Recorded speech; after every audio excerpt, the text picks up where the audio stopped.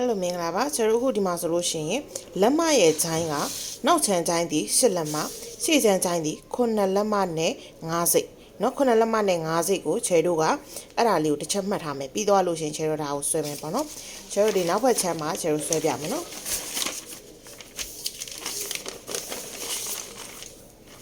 ဒီနောက်ချမ်းဘက်မှာလေးဆွဲပြမယ်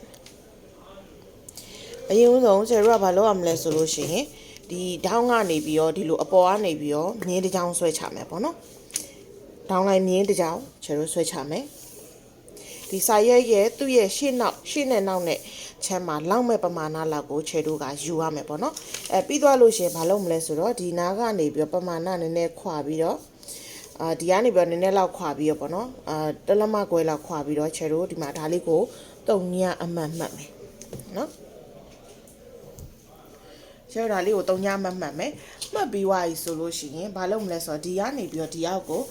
ကျတို့ကဆင်းမယ်ဘယ်လောက်ဆင်းမလဲဆိုရင်ကျ ready made ဖြစ်တဲ့အတွက်ကြောင့်မလို့ဒီကနေပြီးတော့4လက်မဆင်းမယ်เนาะ4လက်မဆင်းပါမယ်အဲ့ဒါကကျတို့ကဒါကအတူပဲယူပေးထားတာပေါ့เนาะတကယ်လို့ကိုကတိုင်မြင့်နေတယ်ဆိုလဲမြင့်လို့ရရယ်เนาะဒါပေမဲ့ကျတို့ ready made ဆိုတာပေါ့ပေါ့ရဖြစ်တဲ့အတွက်ကြောင့်မလို့4လက်မပဲယူထားတယ်ပြောလို့ရှိရင်အဲ့ဒီမှာရေပင်ညီမြင်းတစ်ကြောင်ဆွဲပေးမယ်နော်ရေပင်ညီမြင်းတစ်ကြောင်ဆွဲလိုက်မယ်ဆွဲပြီးရည်ဆိုလို့ရှိရင်ချဲတို့ကဒီနောက်ချမ်းက8လက်မနော်နောက်ချမ်းက8လက်မရှေ့ချမ်းက9လက်မနဲ့5စိတ်ပေါ့နော်အဲ့ဒါလေးကိုသေချာမှတ်ထားတယ်ဒါဆိုရင်ချဲတို့ဒီ8လက်မဆွဲဖို့အတွက်ဆိုလို့ရှိရင်ချက်ကို3စိတ်လောက်ယော့ပြီးတော့ဒီဟာလေးမြင်းလေးထောင်ပေးမယ်နော်အဲ့ဆိုရင်8လက်မကို3စိတ်လျှော့ပြီးတော့ထောင်ပေးတဲ့ခါကျတော့ချယ်တို့ကဘယ်လောက်လဲဆိုတော့8လက်မ3စိတ်ရောဆိုလို့ရှိရင်တစ်စိတ်2စိတ်ချယ်တို့ဒီမှာ8လက်မရှိတယ်ဒီ8လက်မကိုချယ်တို့3စိတ်လျှော့မယ်ဆိုရင်တစ်စိတ်2စိတ်3စိတ်ဆိုတော့9လက်မနဲ့5စိတ်ပေါ့နော်9လက်မနဲ့5စိတ်ဒါနောက်ချမ်းအတွက်နော်9လက်မနဲ့ချယ်တို့5စိတ်လေးသွားမယ်9လက်မ5စိတ်သွားပြီးလို့ရှိရင်နောက်ချမ်းလေးကိုအရင်ပြောပြမယ်အဲ့ဒီရတဲ့9လက်မနဲ့5စိတ်ကို3ပုံပုံပါမယ်နော်ဒါဆိုလို့ရှိရင်9လက်မနဲ့5စိတ်9လက်မနဲ့5စိတ်ကိုအစား3နဲ့စားလို့ရှိရင် 2.5c ရရပါတော့2.5ဆိုအမှန်ကတော့ဟိုလောက်ပဲရမှာเนาะ2လက်မနဲ့4စိတ်လောက်ပဲရမှာပါဒါ2လက်မနဲ့2လက်မနဲ့4စိတ်เนาะမှာ2လက်မနဲ့4စိတ်ပြီးတော့ဒီမှာလဲမှာ2လက်မနဲ့မှာဒီလောက်တော့ရှိရပါတော့ဒါဆိုချယ်တို့ကဒါလေးရသွားပြီဆိုလို့ရှိရင်ဒီပေါ်ဆုံးပထမပိုင်းမှာဆိုရင်ချယ်တို့အပေါ်လေးကို5စိတ်တက်ပေးမယ်နော်အပေါ်လေးကိုဘယ်လောက်တက်ပေးမလဲဆိုလို့ရှိရင်5စိတ်တက်ပေးမယ်ဒီလိုလေးလွတ်လိုက်မယ်နော်လက်လွယ်အောင်လို့အပေါ်လေးကိုဘယ်လောက်တက်မလဲဆိုလို့ရှိရင်5စိတ်တက်ပေးမယ်ဒီမှာ4စိတ်ပြီးတော့ဒီမှာ5စိတ်တစ်လက်လောက်လေးပေါ့နော်5စိတ်တက်ပေးမယ်နော်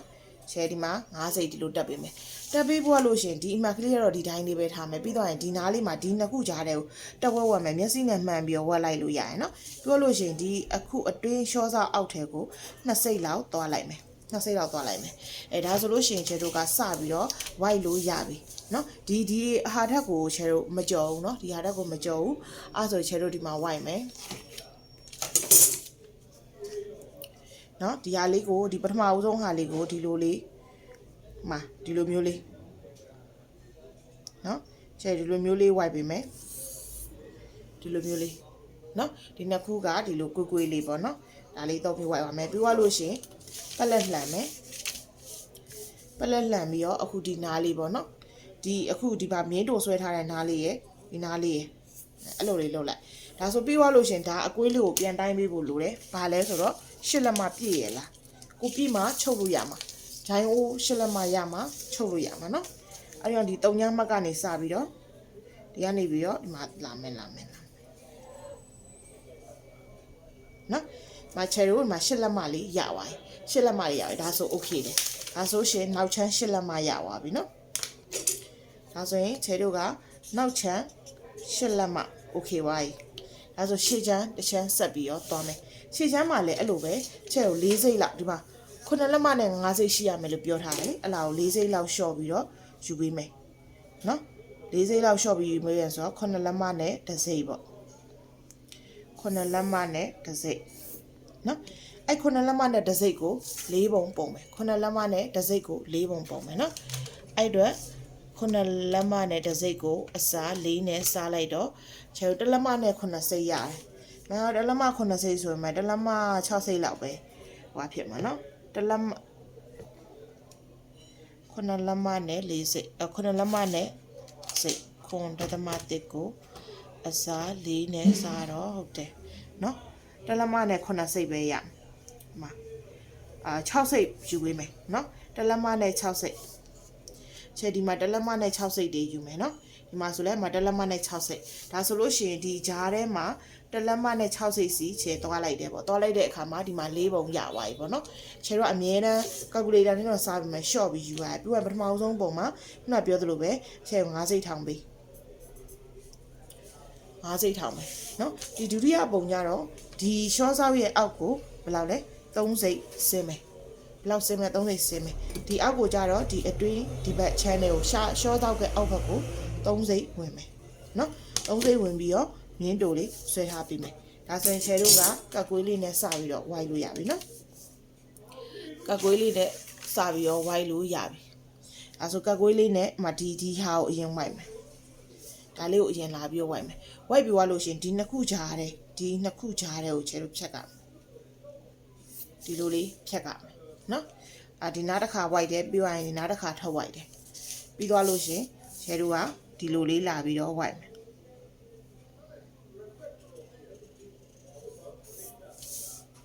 နော်လူမျိုးလေးလာပြီးတော့အောက်မှာလာဝိုက်မယ်အဲ့ဒါလည်းအဲ့လိုလေးပဲချယ်တို့ကကိုလိုချင်တဲ့9လက်မှတ်နဲ့9စိတ်ရလားဆိုတာပြန်ပြီးတော့တိုင်းပြရမယ်ဒီ3ညမှတ်ကနေပဲစမယ်3ညမှတ်ကနေပဲစမယ်စပြီးတော့ထောင်ပြီးတော့တိုင်းမှာနော်ပေကျိုးကို9လက်မှတ်နဲ့9စိတ်ရလားဆိုတာဒီမှာချယ်တို့က9လက်မှတ်နဲ့9စိတ်ရတယ်ဒီနားလေးနော်4စိတ်ဒီမှာ9စိတ်ဒီနေရာလေးအဲ့ဆိုချယ်တို့ကဒီမှာနည်းနည်းလေးကိုဆွဲလိုက်တာဟုတ်တယ်ဒါပေမဲ့ဒီနားလေးမှာတွေ့နည်းနည်းလေးလိုနေအဲ့မှာတစ်စိမ့်စာလောက်ကိုဒီအခုရေးပြီးညီမြင့်ဘက်ဒီဘက်ကလေးကိုခြုံပြီးတော့ဆွဲပြန်နည်းနည်းလေးတူပိုးဆွဲလိုက်အဲ့ဆိုကိုလိုချင်တဲ့9လက်မှတ်နဲ့9စိတ်ရပါတယ်အဲ့ဆိုရှယ်တို့ကဒီဂျိုင်းဟိုးကိစ္စကပြီးသွားပြီပေါ့ဂျိုင်းဟိုးကိစ္စကပြီးသွားပြီဆိုဒီအောက်ကိုအရှည်ဘယ်လောက်ယူမလဲနော်အရှည်ကကြတော့ချယ်တို့က6လက်မှ2စိတ်ယူမယ်ချယ်ဒီမှာတော့6လက်မှ4စိတ်ပေးထားရပါတော့6လက်မှ4စိတ်ယူခြင်းလည်းရတယ်ချယ်တို့6လက်မှ2စိတ်ယူခြင်းလည်းရတယ်ချယ်တော့နည်းနည်းလေးအတူကြိုက်တာဖြစ်တဲ့6လက်မှ2စိတ်ပဲယူမယ်နော်